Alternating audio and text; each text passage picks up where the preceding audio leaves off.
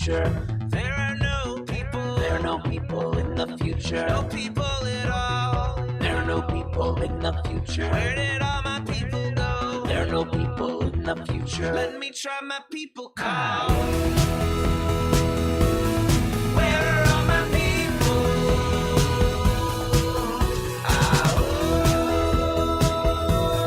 Where are all my people? I guess I'll fly away now. Hey, everybody, welcome. Yes. Can you believe it? This is our first show. It is our first show of 2024. Welcome to Raging Chicken's Out to Coop Live. Yes, it's a, hey, let's kind of start doing this thing again tonight kind of show. Hope you all are doing well. More about life and times momentarily. Well, welcome to Raging Chicken's Out to Coop Live. This is Kevin Mahoney, creator, editor, and founder of Raging Chicken. On Out to Coop Live, we talk to progressives, activists, and troublemakers of all sorts, right from our own backyards and across the country. You can join us at the end of the week, every once in a while, or maybe every week, for our Friday Politics Roundup, where we break down the good, the bad, and the ugly in state and national politics. And you can get all our shows by subscribing to our podcast on Podbean, iTunes, Spotify, wherever you get your podcast. You can support this show by heading on over to Patreon, supporting us for as little as $5 a month. Just go to patreon.com/rcpress for all the details. You can also help out the show by heading over to our YouTube channel if you're not there already. Smash that subscribe button, like the stream for this show, and hit that notification bell so you know every time that we go live. And if you're one of our awesome podcast listeners, make sure to give us that 5-star review on whatever platform you listen on, and leave a comment to let folks know why you like the show. Little things like this help other people find the show. And for more PA Progressive Talk, tune into the Rick Smith Show's live stream at 9 p.m. Eastern on his YouTube channel, Twitter, Facebook, wherever you get a stream, and subscribe to his podcast wherever you get your podcasts. Check out the ricksmithshow.com for the latest across all his platforms. And you got to check out the Sisters of the Night Caucus podcast. I don't know what just happened to my music there. They just completely cut out. I don't know. That's pretty interesting. Well, you know what? I guess it wouldn't be 2024, the beginning of 2024, without something like this, right? So here we go. Anyways, you got to check out the Sisters of the Night Caucus podcast. The amazing PA women stirring the political cauldron behind this podcast rock the house. And you know where the bodies are buried. Make sure to follow them on Twitter at The Night Caucus. That's at The Night Caucus on Twitter. And subscribe to their podcast wherever you get your podcast. And if you haven't heard, The Signal is a new podcast for the Bucks County Beacon. The Signal is hosted by the Beacon's editor-in-chief, Cyril Mukaleko, and produced by yours truly. Twice a month, The Signal will shine a light on the right-wing extremist currents streaming through Bucks County and beyond. Cyril invites guests who can provide insight, analysis, and organizing solutions so we can steer the community toward calmer, saner, progressive roots. And in case you missed it, the Beacon just also launched their new Gen Z-focused podcast called The Civic Circle. You can check out The Signal at buckscountybeacon.podbean.com. But if you want to check out The Civic Circle, you got to check them out at theciviccircle.podbean.com. Yes, The Civic Circle is a podcast by the Bucks County Beacon, tackling politics and policy from a Gen Z lens. Sarah Zhang, Mallory Marson, and Alexandra Coffey are students from Bucks County, Pennsylvania, and once a month they chat about activism, advocacy, and all the political happenings affecting their generation today. We've got a new one dropping soon. Can't wait for that. Attention all you gamers out there. The Game Inn is a Quakertown-based Black family-owned gaming store. They're friends of the show, and they've got everything from retro N64s, the latest consoles, video games for all platforms, collectibles, action figures, Funko Pops, walls of Funko Pops. And kids get discounts with every A on the report card. Check them out on their Facebook page and follow them on Twitter at The Game Inn. That's with 2 N's. Got a question about a game, looking for something hard to get, shoot them a message or drop them an email at thegameinpa@gmail.com. And look, if you ever find yourself in the Kutztown area, you've got to check out the Heart and Hearth Deli and Smokehouse. That is located at 466 West Main Street. It's kitty corner from Kutztown University's campus. The Heart and Hearth is an American bistro featuring barbecue and French-inspired fare, all with locally sourced and organic ingredients. You got to go check it out. Their food is absolutely spectacular. You go in there, seek out Colleen. She's the chef and she's the owner, and tell her that Raging Chicken sent you. Special shout out goes to Jonathan Mann, who wrote our intro song that just disappeared in the middle of the intro. There Are No People in the Future. Check out all of his great stuff and follow him on his YouTube page and on Twitter at Song of Dayman. That's with 2 N's, at Song of Dayman on Twitter. Well, that is quite a start to the beginning of the year to find my music go out in the middle of the intro. But nonetheless, I am very happy to be back. Emily, yay, good to see you. Yes, I am back.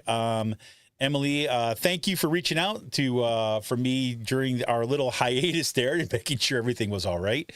It was it was quite a ride, I have to say. So we were kind of off air a little bit longer. Ross, what's going on, man? Great to see you. Great to see you. We were off air for a little longer than expected. Part of it had to do with, if you remember, for those folks who were tuning in at the end, back in November, December, I got COVID back in around Thanksgiving. Then shortly after that, my wife got COVID. And then we kind of rolled quickly into the holidays, and then we were getting our kind of interior of our house painted. And it took, instead of something that was we thought in our brains, I don't know why, that it was going to take like a week and a half, ended up taking about 2.5 weeks from kind of start to finish. And our whole house was basically consolidated into our basement, which is also where I tend to do this show. And then as a kicker, went to go see my folks, kind of upstate New York. And as a kicker, right as the semester was my semester, because I, teach at Kutztown University, and right about the time that I was getting ready to go back to campus, I got sick once again. This time, if you remember, I had cellulitis. I got this recurring cellulitis, and it just kind of knocked me out for like a week. Still recovering from it, if you can believe it. But so it was a little bit, kind of like a stumbled limp into 2024. But it is what it is, and here we are, 2024. Yes, Ross said, hey, folks are driving around trying to gather petitions and signatures. That's absolutely true. Don Kern was by our house yesterday, picking up our signatures here. I know we've got some great folks out from the Penridge Democrats, but out gathering signatures, people from all over Bucks County. I heard we're out there getting signatures to get Democratic Party candidates on the ballot for the fall's election, both for the primary coming up and for the fall's election. So it's quite it's been quite a kind of cool. It's been interesting to see. There feels to be a very different energy in the air in 2024. In some ways. Okay. I don't want to kind of get too far out. I don't want to get all Pollyannish on you here or anything, but, I remember, when I first moved to the kind of Percy area, I remember trying to search out and try to find who was, is there a Democratic Party organization in the area? Are there progressives in the area?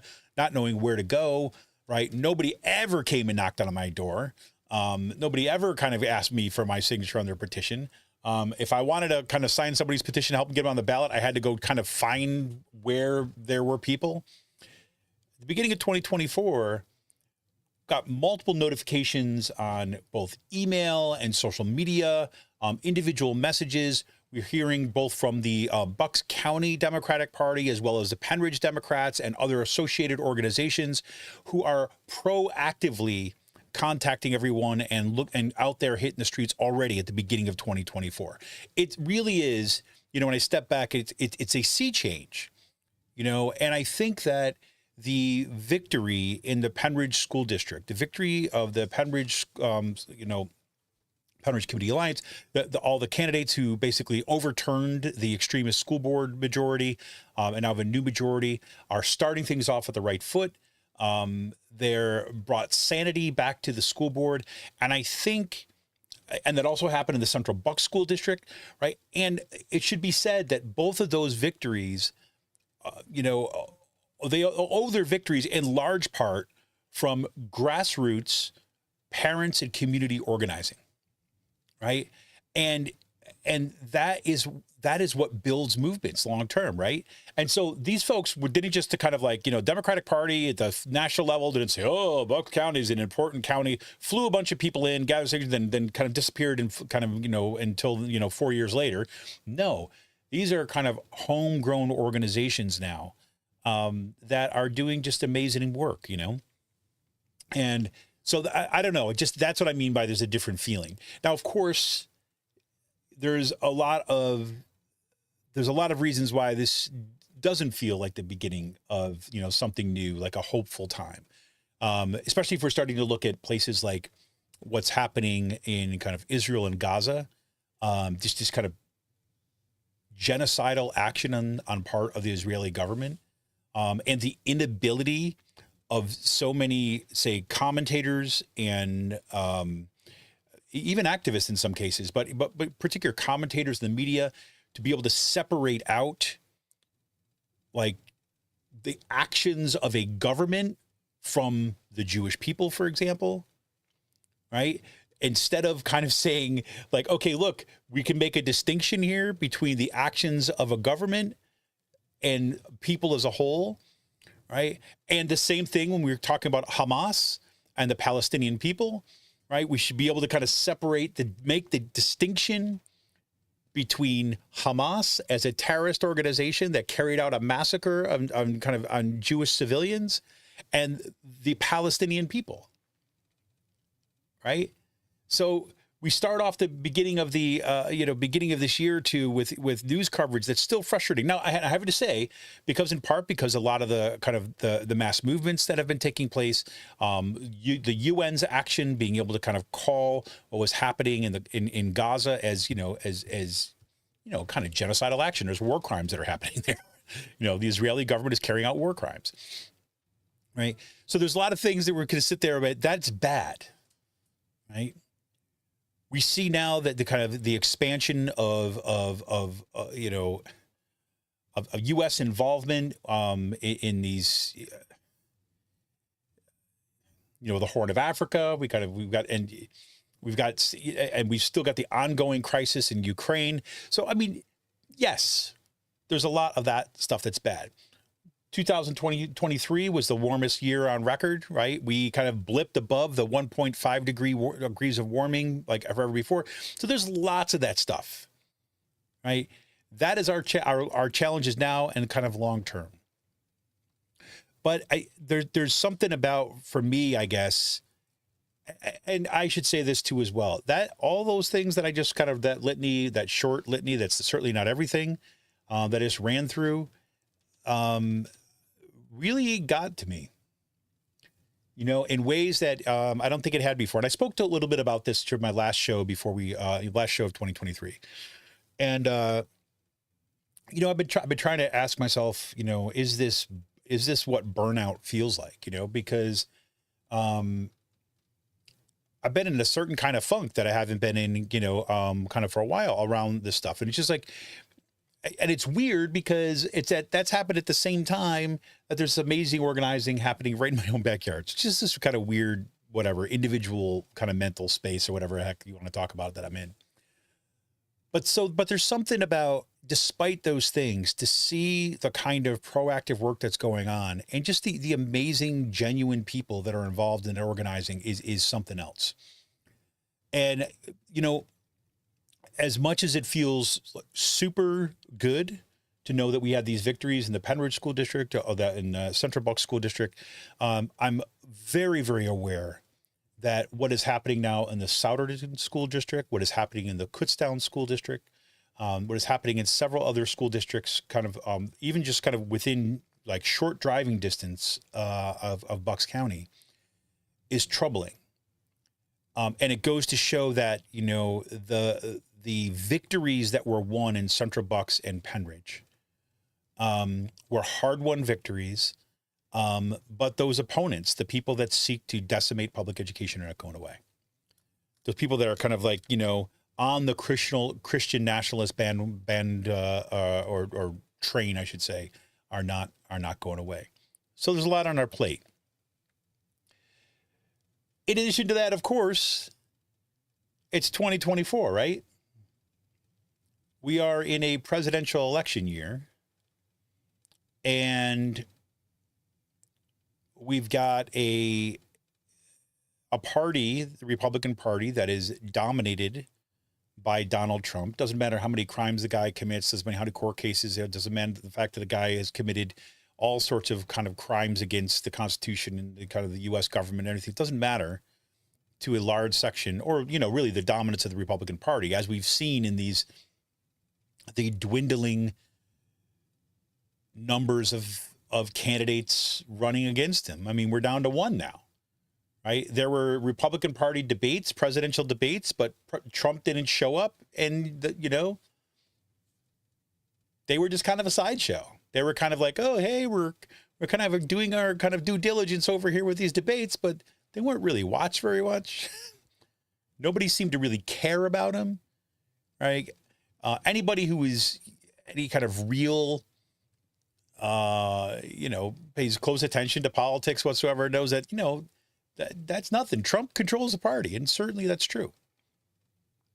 Now, it's interesting to see Nikki Haley going up against Donald Trump for the Republican nomination.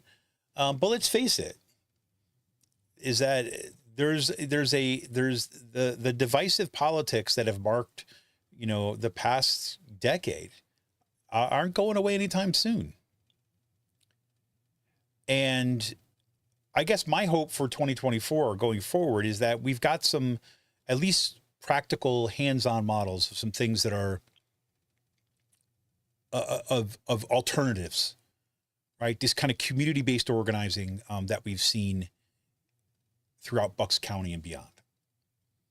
And yes. Look, I am well aware that there's amazing organizing that is going on in Philadelphia and Pittsburgh and all this. But, you know, in Pennsylvania, I've always had this. Okay, let me put it this way. I had, you know, I used to live in Washington, D.C. before I came here. I may have even told this story before, but I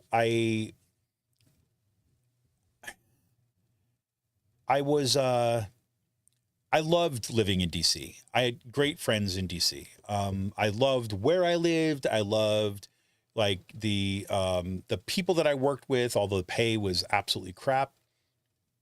And I had an opportunity to stay there, right? Long term. But I chose to come and teach at Kutztown instead of GW. And it was a hard decision, right? To leave a place that I had, you know, built some roots and some friends and stuff, and kind of come to and move to Pennsylvania, a place that I had never lived before, right? I'm originally from, you know, kind of central New York. And I remember choosing a job at Kutztown and thinking about kind of organizing and thinking about the history of labor within the state of Pennsylvania and all the kind of rich heritage in this stuff. And I was, you know, talking to somebody down in DC about this, who I worked with at GW for a bit, and, you know, talked about the kind of importance of organizing in, you know, in small towns and small cities, and Pennsylvania seemed ripe with that. And I remember them just laughing about it,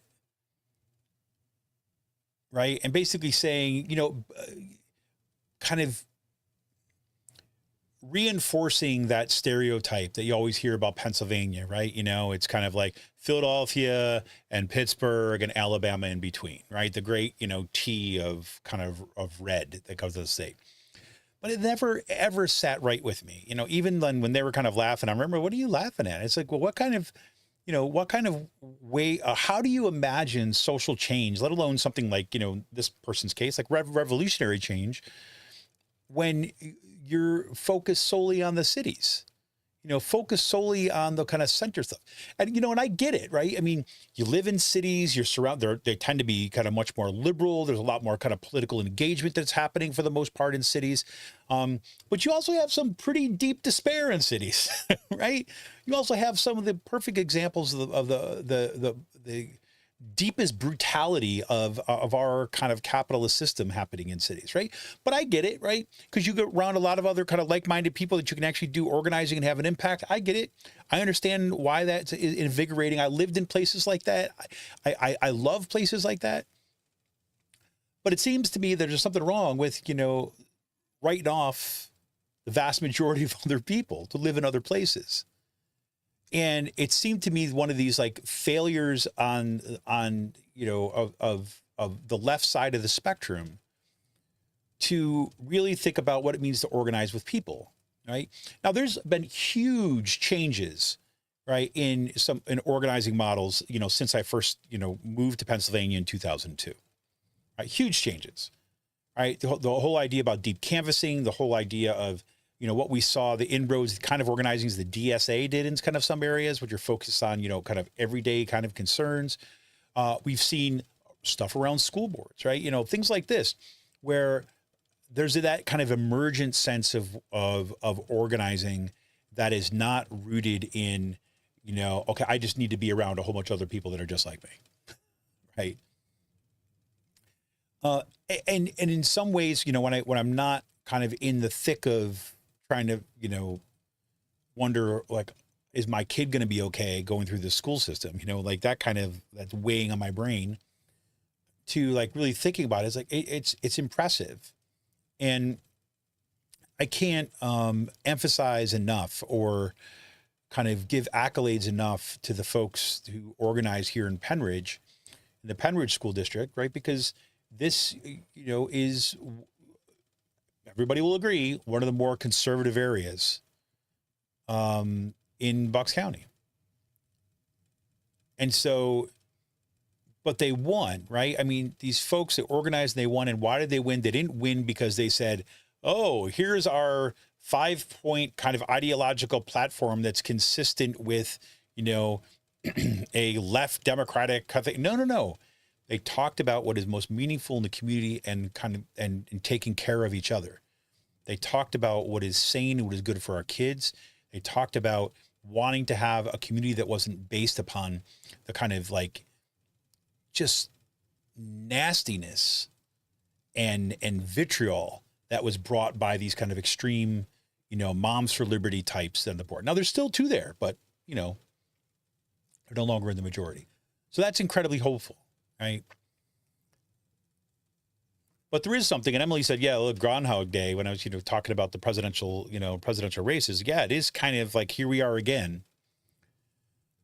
But I'm hoping, and this is where I worry that I'm getting, Pollyannish about it, right? But I'm hoping that there's some of this new organizing that, began with, the Women's March, that began with, the Black Lives Matter protests, that began with, the rise of DSA, a whole bunch of like grassroots movements that have been working to find their feet, and that has been, getting down to like some of the, brass tacks of organizing we get in our communities.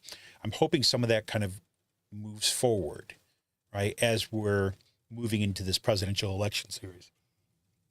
One of the things that I stopped doing for a bit was watching any kind of cable news, right? I literally took probably a month break from watching cable news at all. I didn't watch a ton of it before, but, I used to like to, I used to watch like Rachel Maddow and Chris Hayes. And then, Rachel Maddow, of course, she disappeared for a while, and then she only came back for one night a week. And frankly, for a long time before that, she was so focused on Russia that I just kind of lost the thread of really kind of interest in following something so closely. I mean, there's more going on in the world than Russia. Not that wasn't an insignificant story, but it's not the only story, right? And I felt that was a real loss, that she focused so much on that. And Chris Hayes, again, when he first had his show on Saturday mornings, I used to love that. I used to get up. My kids were like babies. And I used to get up in the morning with them and come down and watch, Chris Hayes' show in the morning. And it's great kind of discussions that would be in these roundtables. And for the most part, that really followed through for his show for a while. And yet, this there was this creeping sense of like, okay, the only thing that he's going to cover, the only thing that anything on MSNBC is going to cover is just going to be the Trump trials. It's going to be the Trump show all over again. And, again, I want to be careful here. I want to say, look, I want to give some nuance here. It's like, Chris Hayes, some of these other shows, they are focusing on some other things, but they're not the lead, right? They're not the majority of it. And instead, it really feels like, okay, if I want to go hang out in the Democratic Party dugout, right? If I want to go hang out on that bench, like with the rest of them, can see what kind of like, what they're rah-rahing about, you can go over there. But it's like official Democratic Party lines and responses, right? Even the ways they're kind of laughing at the ridiculousness of certain things that are happening in our communities, about the absurdity, or the astonishment they had when Trump like took the stand for 5 minutes, like in his trial. The other people like, my jaw literally dropped. I'm like, really? And I understand that cable news, that's what they do, right? They're into the horse race there, and we're in this kind of bifurcated kind of media system where, everyone's on the team and that's what they're going to do. But we can do better than that. You know what I mean? So anyways, I just, I turned on the other night. I said, okay, you know what? I should probably start, slowly, dipping my toe back in the pool, as it were. And, so I turned on Chris Hayes, and I watched a little bit. And it was, again, the Trump trial, like it just back and forth and back and forth. And you got, like, I'm looking at it, so, okay, where they're going to get some other stories. They're going to talk about what's happening in Gaza. They were going to, some other story. But I'm 30 minutes into the news show, and they're literally just bringing on more people talking about their opinion about the Trump trial, right? It wasn't even kind of news coverage at that point, right? There was nothing that actually happened other than the fact that the dude stepped on the stand and said like 5 words or something like this. And then that was it. There is no news there, right? Other than a mention of it. And so that has me concerned kind of moving forward, of course, because I think that the ethos of being grounded in the community is going to be so important. So anyways, that, I knew I was going to be kind of a little riffy tonight, if you will, because I really saw this as a kind of getting back. I've got some, we got some kind of good shows. I don't know if you've heard about this. You remember a while ago, just give you a little preview of some stuff that is coming up. If you guys remember Steve Oros. So Steve Oros was the faculty member at Kutztown University who had open heart surgery. And then was the Kutztown University administration was basically going to force him to go back to in-person work, despite the fact that that COVID was still super active in 2021, that COVID was still like on a rampage. And his doctor had basically told him that you can go back to teaching, but you can't go back in person. You have to go back online. And the university refused to make any kind of accommodations to deal with it. That's the short of it. You probably remember the show. It was a fantastic interview. I had Steve on a couple times. Well, anyways, there's a new federal court ruling that just came down, I think, about a week and a half ago, that Steve won another case. And this case that Steve Oros won against the university was basically the university appealed, and this goes up to the federal courts.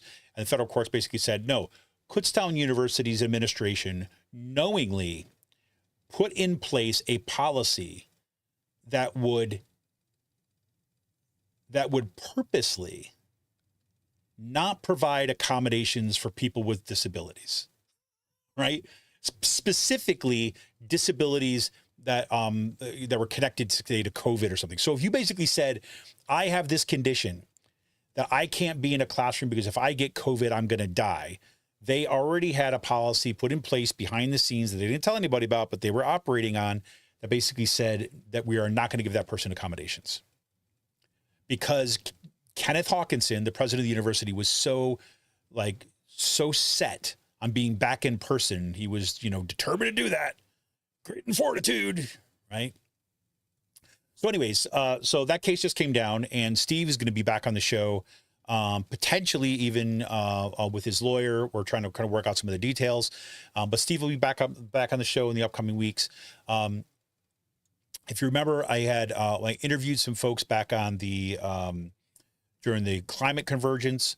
There's a couple folks, the Coalfield Justice folks, that I kind of interviewed that I should have brought their names up. I should have had all this stuff up, but I don't. So I'm just spacing the name. Reach out to them. Want to have them on the show talking about kind of organizing kind of in places like West Virginia and Appalachian, these coal fields, right? And what that kind of organizing looks like, and to have a kind of an organizing model that's rooted in people, right? I mean, so having those folks kind of come back on the show here. Of course, as the election gears up, we're probably going to have some commentators and stuff on. I'm trying to look for somebody right now, to be honest with you, that is willing to come on and talk about Governor Josh Shapiro's new proposal for consolidation of Pennsylvania's public higher education institutions. Obviously, this is something that impacts me directly, because, this is it. But let me give you the idea. The top line of this, and you probably have seen these headlines. It says, this is from the Philadelphia Inquirer. I'm just going to read you a couple headlines from around so you get a sense of it. Here's the Philadelphia Inquirer. Governor Josh Shapiro proposes sweeping reform of PA state-funded higher education. Shapiro's three-part plan calls for a cap of $1,000 per semester on the cost of tuition and fees at state-owned universities and community colleges for Pennsylvania, for Pennsylvanians making $70,000 or less. In other words, if your family makes $70,000 or less, there will be a cap on tuition at $1,000 per semester. Now, look, at the money of that, the actual impact of that is a game changer, right? For you to basically be able to say that is going to make higher education accessible for working class in Pennsylvania, that right there, right? Now, we could argue, as you know, I am not a fan of means testing stuff. I believe in universal programs. I think that if you're going to do this, you make this accessible for everyone, right? Instead of it making it something that we're going to pit the family making $69,000 a year against the family making $72,000 a year, right? Because that's essentially, you draw that line at $70,000, that's what you end up doing, right? The people that are just above $70,000 are not going to get that, and they're going to be kind of hit with an extra bill. And that is the kind of gutting of the middle class that has happened kind of consistently. And the Democratic Party has been part and parcel of doing this, right? But nonetheless, all those caveats aside, $1,000 per semester is amazing. Now, how are you going to do this? Right? That's a big question. Well, here's the headline for the New York Times is this: Pennsylvania governor proposes to overhaul the state university system. Governor Josh Shapiro, declaring that the system is broken, plans to place most schools under the same system and lower tuition for low and middle income students. Okay? I want to read you a little bit of what the New York Times article was on this. And this was out from January 26th, right? So a few days ago. So Governor Josh Shapiro of Pennsylvania, who has complained that his state's higher education, quote, isn't working, proposed on Friday a sweeping overhaul of the state's sprawling college and university system that would reduce tuition for many students and determine funding for individual schools based in part on their performance. The plan would consolidate 10 of Pennsylvania state universities and all 15 of its community colleges under one governance umbrella, boost state funding for public higher education, and allow students with low to middle incomes to pay only $1,000 a semester in tuition. Most of the plan would not affect Pennsylvania's best-known public universities, Penn State, Pittsburgh, and Temple. And then, quote, after 30 years of disinvestment, too many of our colleges and universities are running on empty and not enough students have affordable pathways into good jobs, Mrs. Shapiro said in a statement. Plans to overhaul have been under development for nearly a year by a working group formed by the governor, who complained publicly shortly after taking office in 2023 about problems in the state's higher education system. Okay. So what this says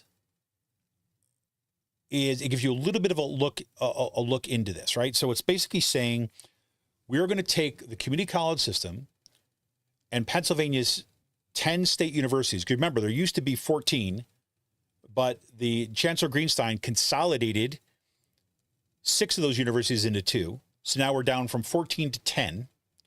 And there's been all sorts of problems with those consolidated universities, but I'll put that aside for now. But combine that with 15 of its community colleges and essentially put that all under one governance umbrella. Let me pause here for a second and let you know why this is kind of concern with me and should be concern, I think, of a lot of folks in different sectors. The big question for me is this, and I want to be clear. We do not have all the details about this yet. I have not spoken to my own faculty union about what their perspective is on this yet. I've read some things from there, but one of those flags that's kind of sitting there in the air for one of those, I shouldn't say flag, but one of those kind of like, flashing lights that's saying, hey, pay attention to this. If you know anything about unions, you have a union contract with a particular boss, right? For lack of, to put it plain, right? And so your contract is between this body of faculty and this entity, right? So if I have I am a unionized faculty member, right? Member of our union, and my union, right, we bargain with the state system of higher education. They are the administration. They are the bosses, right? And so in order for my union contract to be there, it's with that group. Now, what we've seen in the private sector over and over and over again, some public sector of this too as well, is one of the ways of getting out of union contracts or busting unions is that you change the boss, right? And you basically say, they did this in Florida.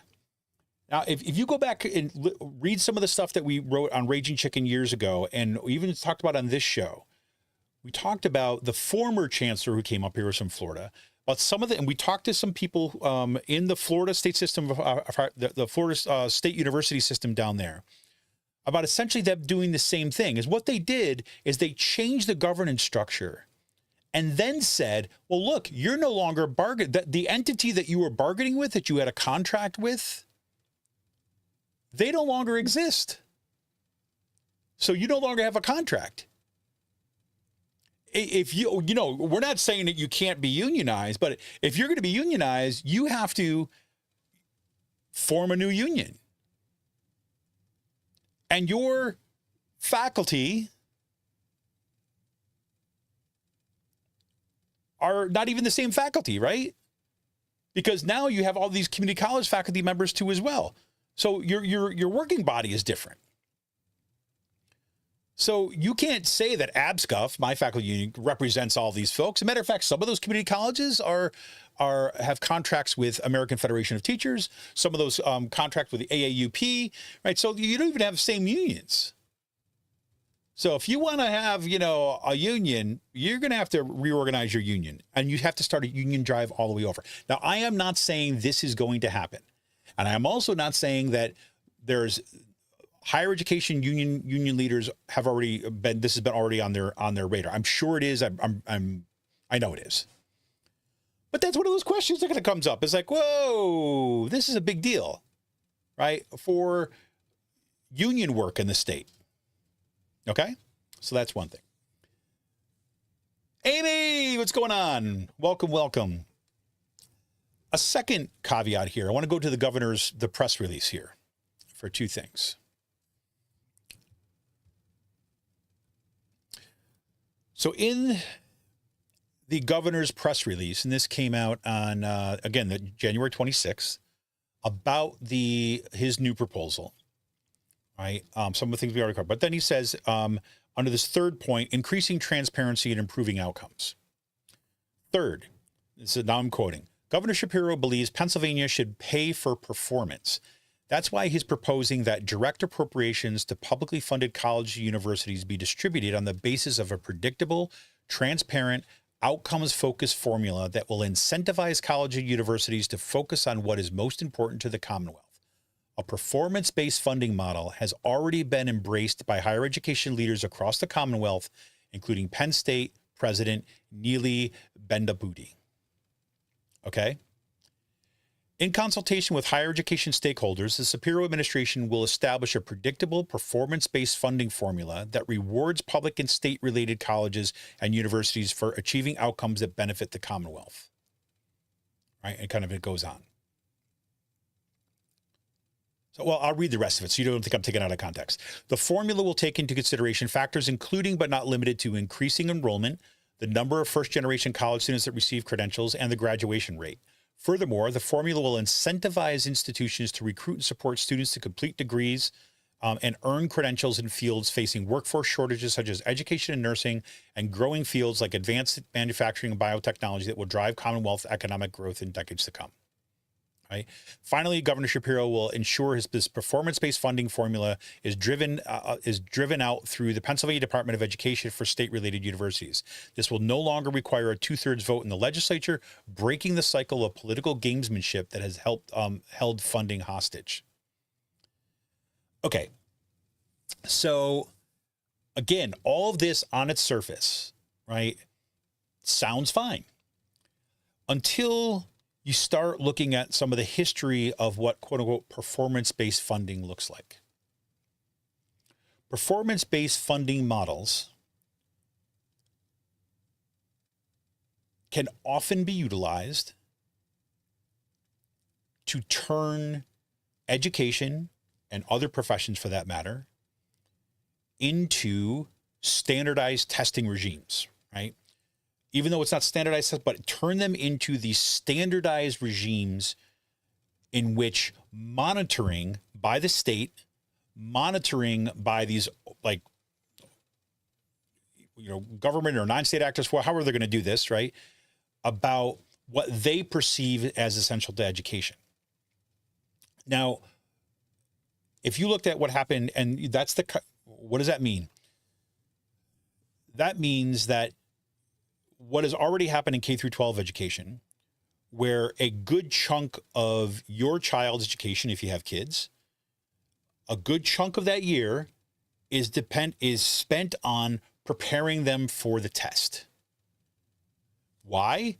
Because there's an outcomes performance-based model for K through 12 that says these schools need to basically demonstrate that they are performing, right? And if they succeed, right, then they will kind of get their funding. Those who do not succeed will be punished, right?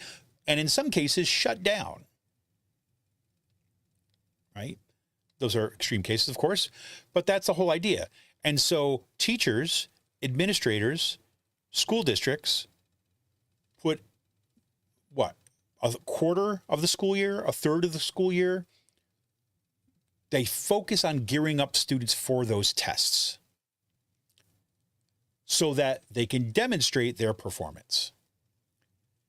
And I'm not going to go into this all now. There is a libraries full of research on how this has helped decimate public education, the damage it has done to public education.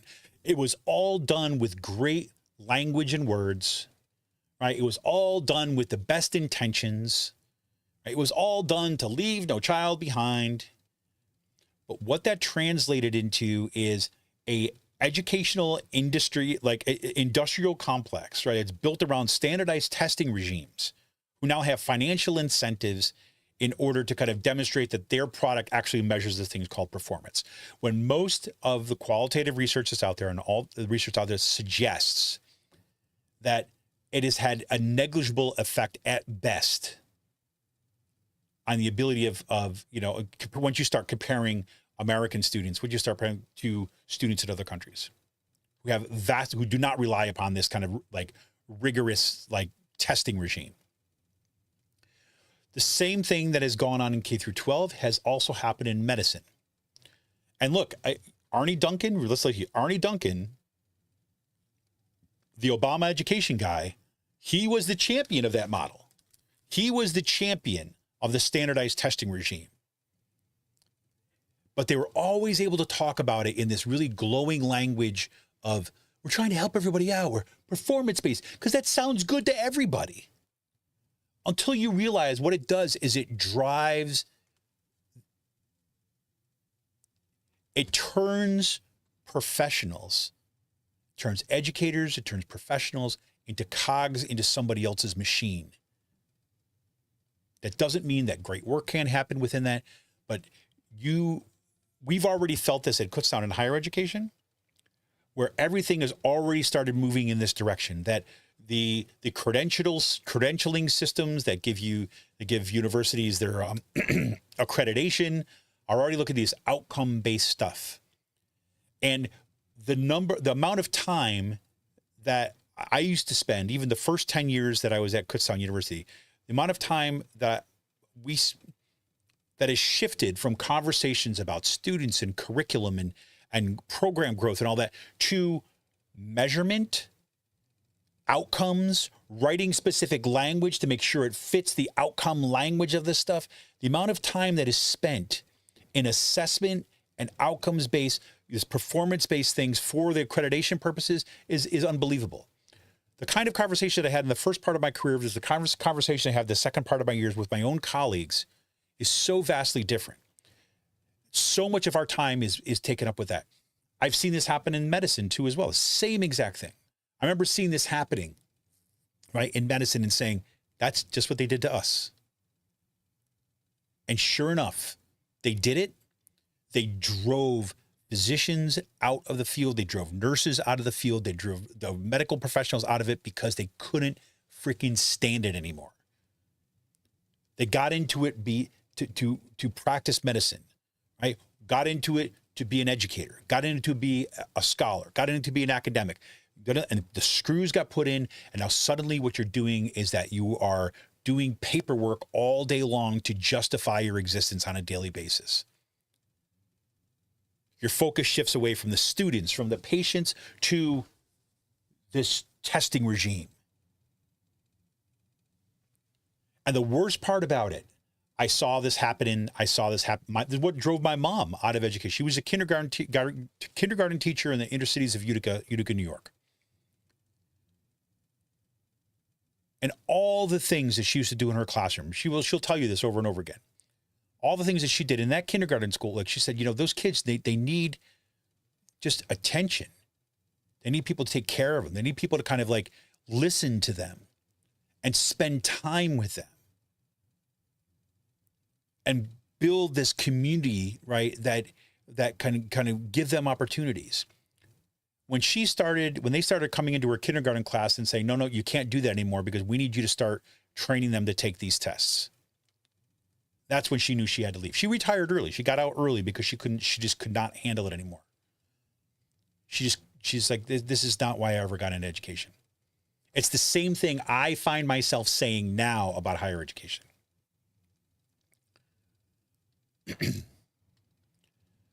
So again, I'm not trying to suggest that this is what Shapiro is doing. However, I am concerned for a couple of reasons. Number one, Shapiro is cut from that same kind of cloth that those Obama administration officials were, that basically did all this kind of outcome-based performance stuff in medicine and in education, which has had detrimental effects upon the people who actually practice them, with no demonstrable, significant improvement in what they set out to improve. They have a hell of a lot more data now, but they haven't actually done what they're doing. As a matter of fact, in many cases, what's happened, they've changed what we call education to mean the outcomes on these tests. And Shapiro that's his shtick. Right? Remember, Shapiro is a guy who's been wide open to the charter school industry. He's someone who's like had a kind of, love-hate relationship with the big money folks that like to charterize K through 12 schools. He's bought into some of that. Now, some people tell me that, okay, he's moved away from that a little bit. We shall see. The second reason why I'm concerned about that is because when I mentioned that part, I said, he's, a lot of this plan came out of these higher education professionals who, he's got his higher ed working group. Who's on that higher ed working group? Are these faculty members? I don't know, but here's the interesting thing. At the end of his press release, Shapiro's press release, he says, see what higher education, business, and government leaders are saying about Governor Shapiro's higher education blueprint. And this gives you a little bit of window into who has been in the room in defining this. The first person is, of course, Posse Chancellor Greenstein. So I'm not going to read you all their quotes in here, right? Well, no, actually, I'm going to read you Greenstein's, then I'm going to go down from here. Greenstein says this, quote, and this is Shapiro's press release, quote, PASHE's remarkable transformation over the past 6 years shows that a collaborative system is good for students, communities, and employers, and we know higher education can accomplish so much more by uniting. The governor's proposal is a real opportunity to build upon the strengths of PASHE universities and the community colleges. Together, we can create a new, larger system with better collaboration that gives students more pathways to degrees or credentials, rapidly adjusts to the changing knowledge and skills employers want, and provides the lowest cost option for students throughout their lifetime. PASHE Chancellor Greenstein. That first sentence, passing that a collaborative system is good for students, communities, and employers. I'll remind you of how chaotic and frustrating and devastating this quote unquote collaboration, consolidation of universities has been for those communities, for those faculty members, and for those students. But how many faculty members lost their jobs in that? Of how many students suddenly found out that they could, if they wanted to get their program, that they were going to have to do these online classes or commute an hour away for 1 or 2 classes a week, right? Communities who suddenly are kind of losing businesses, right? We talked about this on the show. We had independent studies that show the economic impact of what Chancellor Greenstein was basically doing. The economic impact was going to be devastating to a lot of these small communities, right? But man, does he know how to charm the pants of people in power.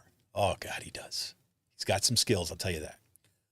But so listen, so PASHE Chancellor Greenstein is one of the people that gives a quote and commentary here.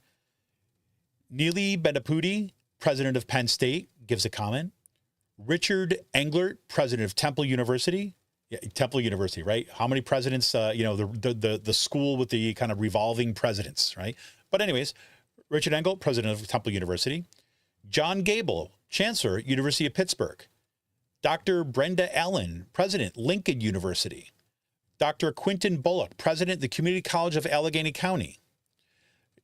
Dr. Ski Sigelski, president and CEO of HAC, right? Harrisburg Area Community College. By the way, that guy, Ski Sigelski, one of the biggest union busting presidents in the state, right? But he's given space to quote. Greg Scott, president and CEO, Chamber of Business Industry in Center County. James Grunke, president and CEO of Erie Regional Chamber of Growth and Partnership. Angela Harding, Clinton County Commissioner. And Jimmy Sabatino, Luzerne County Councilman. Those are the people who comment, who are given quotes in his press release. Not a single faculty member or everyday rank and file educator cited there as all. No voices of students, no voices of educational interest groups. Only the CEOs and presidents of those educational institutions, some of which have a horrific labor record.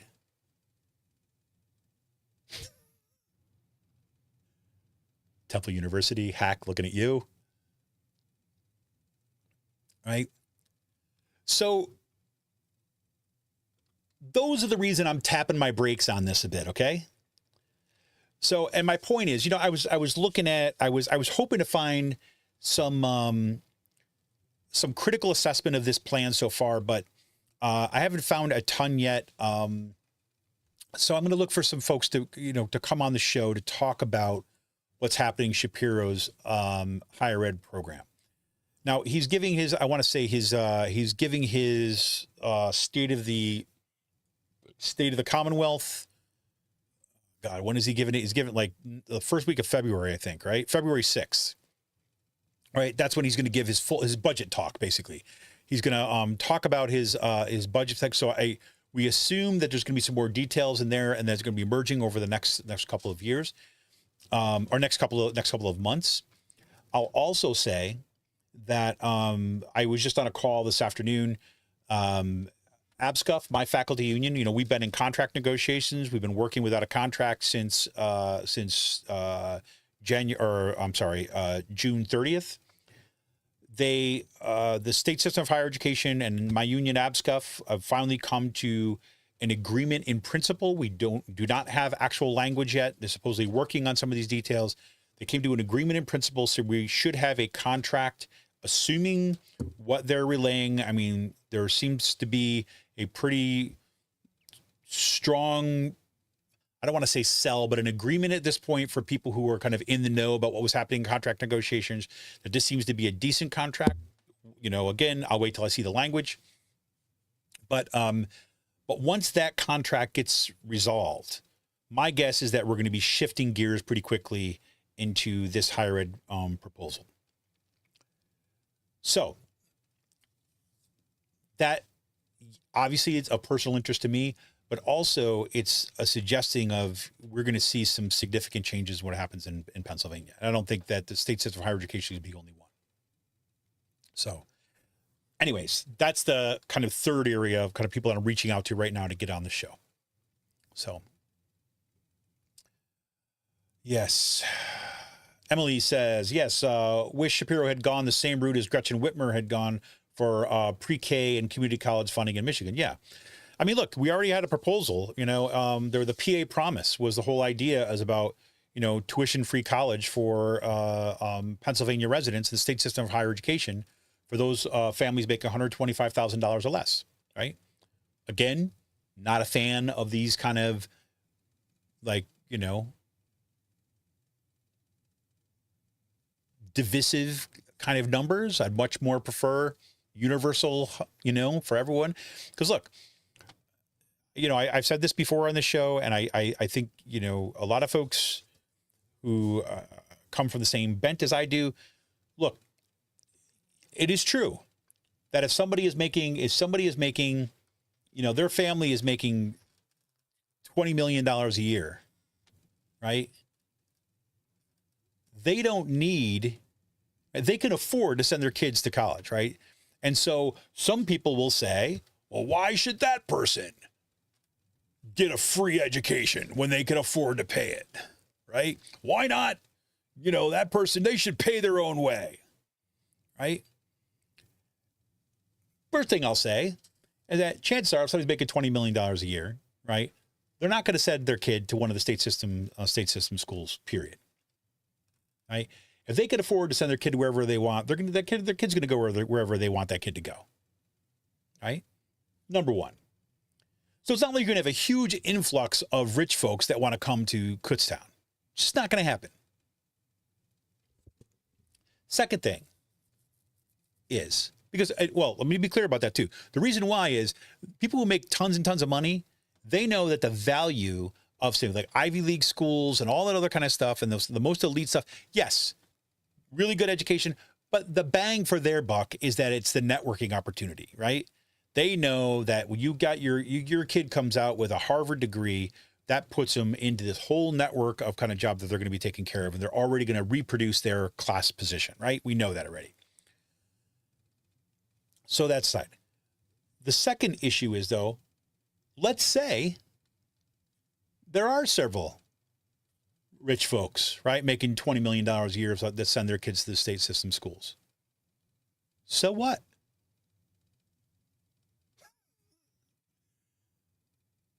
I mean, I think it's a good thing that people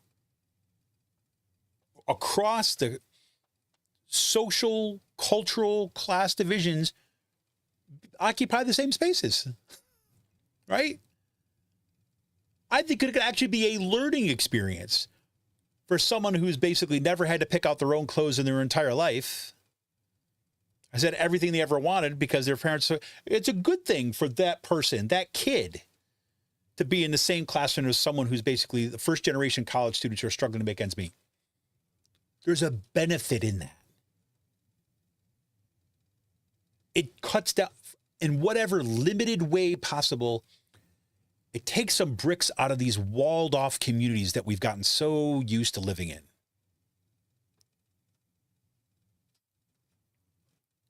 Is that so bad? I mean, is that worth, for me, that's what democracy promises, right? To be in a context in which you are not just like everybody, just like you, but you're contending with differences and challenges just of different, of lifestyles, of backgrounds, of histories, of experiences. That's the space that we need to be kind of constantly practicing and negotiating with each other. So I don't even get it at a practical level. The only reason, there's like two reasons that are only ever given, right? There's the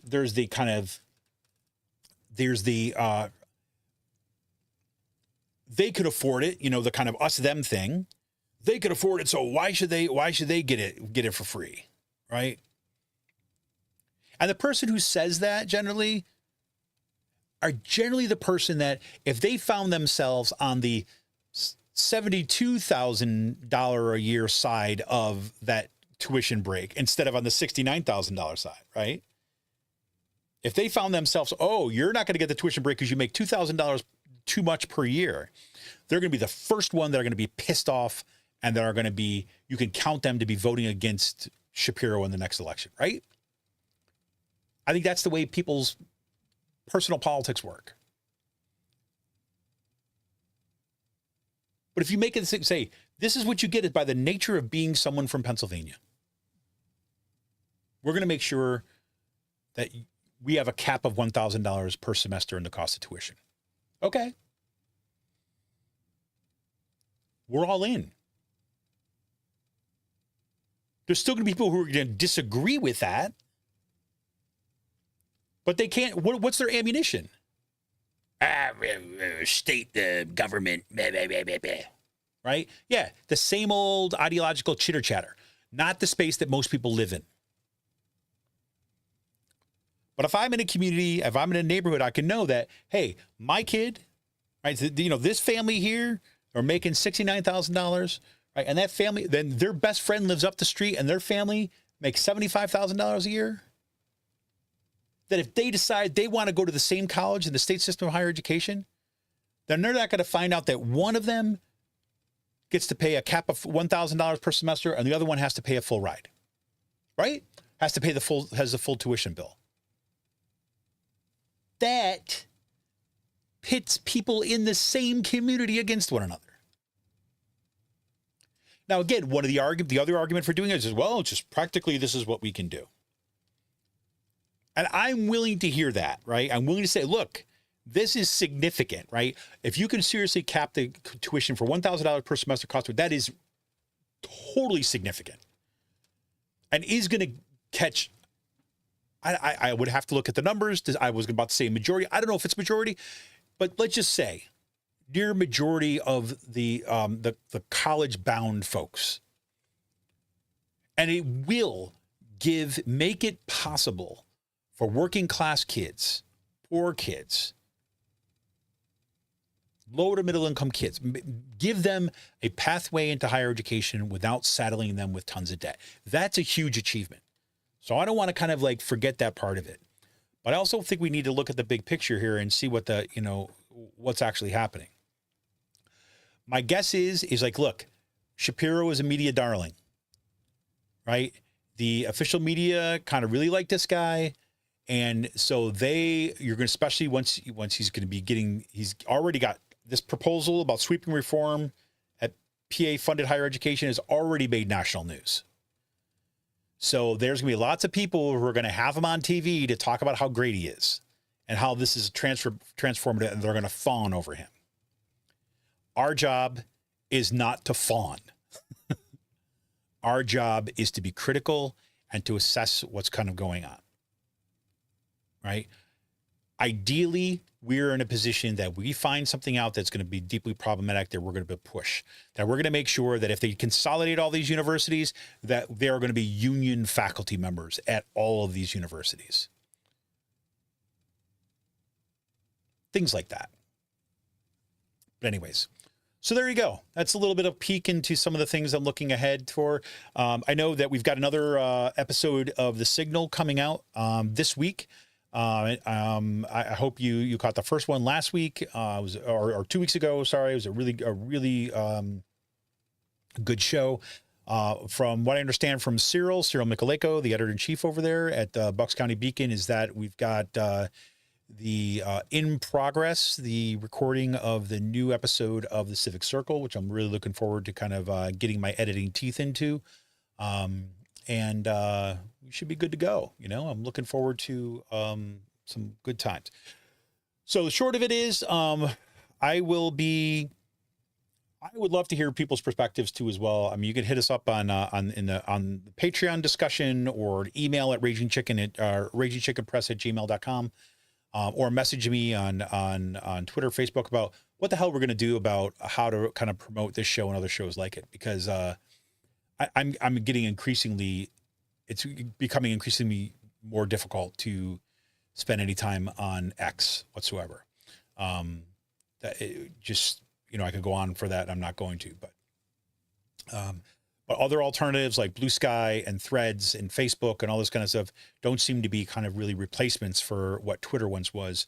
So I'm curious what we're going to do about that. So we shall see. Anyways, I'll keep you posted. So look at your socials for more information on what stuff that's coming up. I'll let you know what's happening next week. The plan is for this week to have a show on Friday. So we should be back here on Friday morning for a Friday Politics Roundup, just to kind of get the year started out right, as a way to kind of give you some more details about some upcoming shows, and to kind of check in to see what's happening in our communities.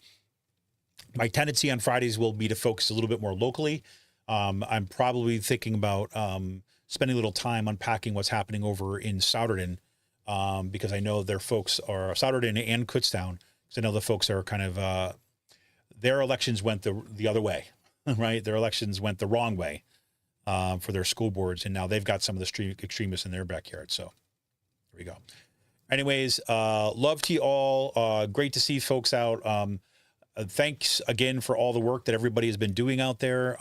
Look forward to a great year ahead, and look forward to seeing you all throughout what we do here at Raging Chicken. You might have a little weird outro today because there's something wrong with my other music. So I'm going to hope that, you know what I need to do? Here, hold on. There we go. Hopefully this is going to get us where we need to go. Anyways, this is Kevin Mahoney, editor and founder of Raging Chicken. You can help us out and become a patron for as little as $5 a month. Head over to patreon.com/rcpress. And I'm here with Maggie. oh, that's not what I wanted. I want this one. All right, here we go. All right, everybody, we're out of here. Have a great night. Have a great week ahead of you. And hopefully we'll see you on the socials, and we'll see you this Friday right back here. All right, everybody. Let me try my See ya.